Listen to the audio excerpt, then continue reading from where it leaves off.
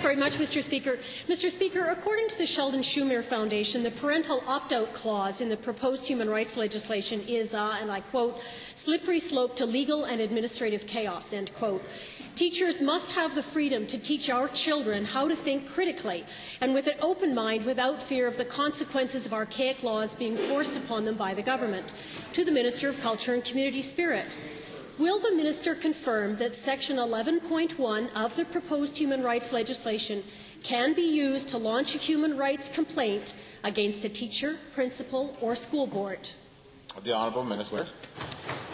Well, Mr. Speaker, what is clear is that if a teacher follows the curriculum, which has very little that is of a contentious nature, if the school board, as they have to do now under the School Act, notifies the parents of those contentious issues with respect to religion, sexuality or sexual orientation, they have nothing to worry about.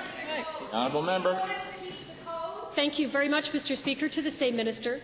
What consequences has the Minister identified regarding a chill effect for teachers who will now avoid spontaneous discussion or teaching opportunities for fear they might run afoul of various student opt-out instructions? The Honourable Minister.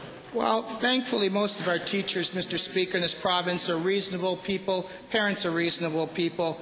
We do not determine what the discussion in a classroom is. The Minister of Education and the school board determine what the curriculum is. We cannot control, nor is our intent to control any discussion that arises in a classroom.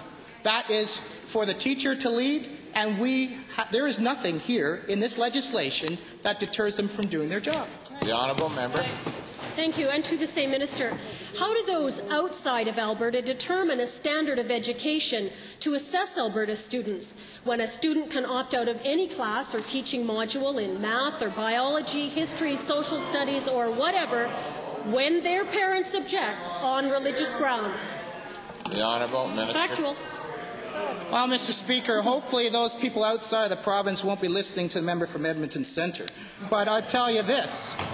If they read the legislation, subject matter that deals explicitly with religion, sexuality, sexual orientation, I don't know where math fits into that. I don't know where English fits into that. I don't know where social studies fits into most of that.